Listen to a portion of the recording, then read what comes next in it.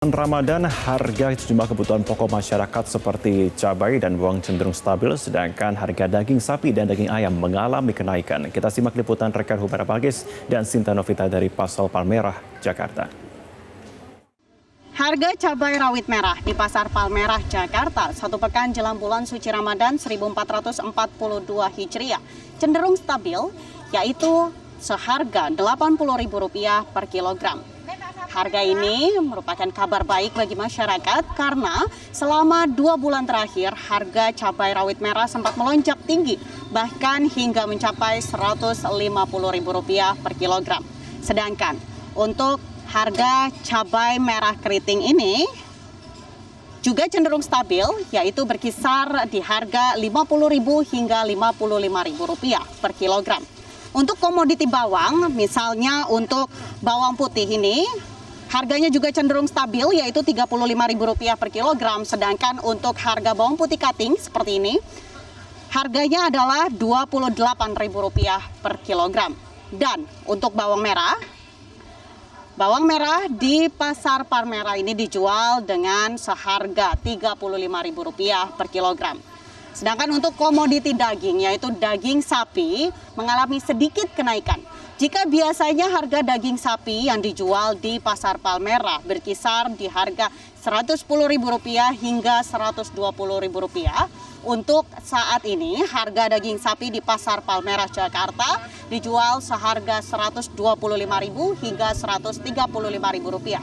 Ada juga kenaikan pada harga daging ayam, yaitu untuk saat ini dijual seharga Rp35.000 per kilogram.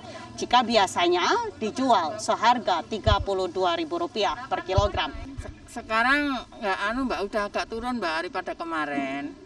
Bawang merah sekarang udah 30. Bawang kating udah 30. Stabil lah. Bawang yang biasa itu ya 25 belinya, terus 28 jualnya gitu.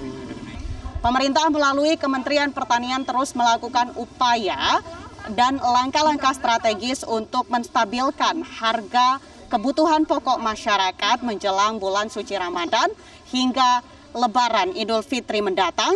Ada beberapa langkah yang telah dilakukan khususnya untuk menjaga kestabilan komoditi cabai dan bawang.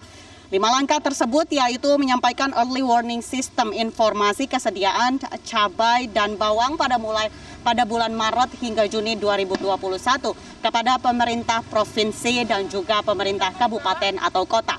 Langkah kedua yang diambil adalah melakukan konsolidasi dengan asosiasi dan juga pelaku usaha terkait sebagai upaya untuk menjaga pasokan cabai dan bawang.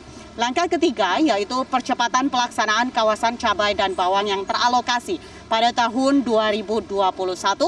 Kemudian langkah keempat adalah berkoordinasi dengan BMKG dan Direktorat Perlindungan Hortikultura untuk prediksi dampak iklim pada 3 bulan ke depan. Dan yang terakhir adalah percepatan penerbitan rekomendasi impor produk hortikultura khususnya untuk bawang putih. Dari Jakarta, Humaira Balkis, Sinta Novita, Metro TV.